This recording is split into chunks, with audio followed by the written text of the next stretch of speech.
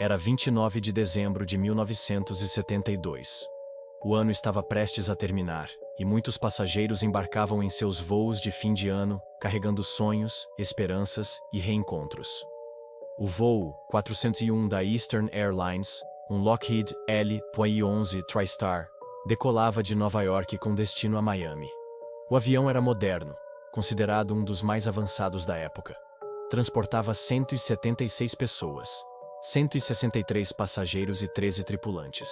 A bordo, além da tripulação experiente, havia também a expectativa de uma viagem tranquila. Afinal, era um voo rotineiro, e ninguém poderia imaginar que aquele seria o início de uma das histórias mais bizarras da aviação mundial.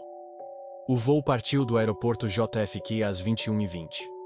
Tudo corria bem até a aproximação de Miami, quando a tripulação percebeu um problema. Aparentemente simples. A luz indicadora do trem de pouso não acendia. Esse detalhe, que parecia banal, mudaria o destino de todos a bordo. O comandante, Robert Loft, com mais de 30 anos de experiência, decidiu manter o avião em altitude de espera para que a tripulação verificasse a falha.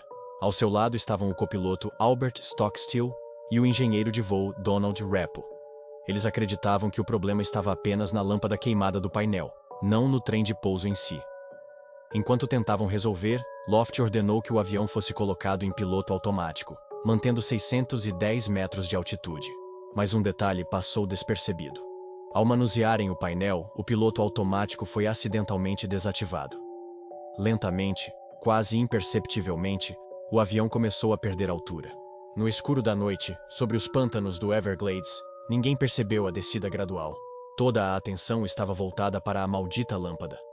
Quando os alarmes começaram a soar, era tarde demais. Às 23h42, o voo 401 colidiu com o solo pantanoso a 365 km/h. O impacto foi devastador. Dos 176 ocupantes, 101 perderam a vida, incluindo o comandante Loft e o engenheiro Repo. Milagrosamente, 75 pessoas sobreviveram, ainda que com ferimentos graves. Foi a primeira grande tragédia envolvendo o modelo L-1011 TriStar. Após o acidente, a Eastern Airlines retirou peças aproveitáveis do avião destruído e as reutilizou em outras aeronaves da frota. Motores, fornos, equipamentos elétricos e até partes da cabine foram reaproveitados em diferentes L-11. Pouco tempo depois, começaram os relatos estranhos. Tripulantes e passageiros afirmavam ver figuras misteriosas dentro dos aviões. Algumas testemunhas descreviam encontros com homens que pareciam ser membros da tripulação. O detalhe perturbador? Muitos os identificaram como o comandante Loft e o engenheiro Repo, mortos no voo 401. Em um dos relatos mais famosos, uma comissária de bordo de um LX-11 relatou ter visto um homem de uniforme sentado em um assento extra da cabine. Pensando ser um piloto de inspeção, tentou conversar, mas ele não respondeu. Mais tarde, reconheceu sua foto. Era o comandante Loft. Outra história conta que engenheiros de manutenção ouviram batidas e vozes vindas do compartimento de carga. Quando abriram, viram o engenheiro Repo. Ele teria dito: "Não se preocupem com a segurança deste avião, eu já verifiquei." E desapareceu. Há ainda o relato de uma passageira que, ao sentar-se em seu assento, encontrou um homem pálido ao lado dela. Assustada, chamou a tripulação. Quando voltaram, o homem havia sumido. Sua descrição correspondia perfeitamente ao engenheiro Donald Repo. Os relatos não ficaram restritos a boatos. Diversos comandantes e tripulantes registraram oficialmente os episódios. Documentos internos da Eastern Airlines mencionavam avistamentos recorrentes dos fantasmas. Em um caso amplamente divulgado, 2 pilotos afirmaram ter visto Repo no painel de instrumentos, como se verificasse os sistemas. Em outro, Loft teria sido visto caminhando pelo corredor, sério e silencioso, como se ainda estivesse em serviço. O mais intrigante: todas essas aparições ocorriam apenas nos aviões que continham peças reaproveitadas do voo 401. Nunca em outros modelos. Diante do aumento dos relatos, a Eastern Airlines se viu em uma posição delicada. A empresa, preocupada com sua reputação, começou a negar veementemente qualquer fenômeno sobrenatural. Chegou a proibir formalmente seus funcionários de discutirem o assunto em público. Muitos tripulantes foram advertidos e até ameaçados de demissão se mencionassem as aparições. Mas os relatos continuaram a circular, passando de boca em boca. E havia algo ainda mais curioso. Os relatos diminuíram significativamente quando as peças do voo 401 foram retiradas dos aviões da frota.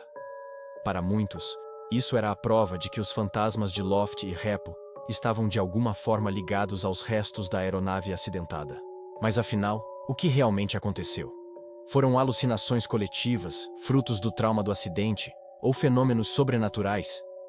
Alguns investigadores defendem a hipótese psicológica.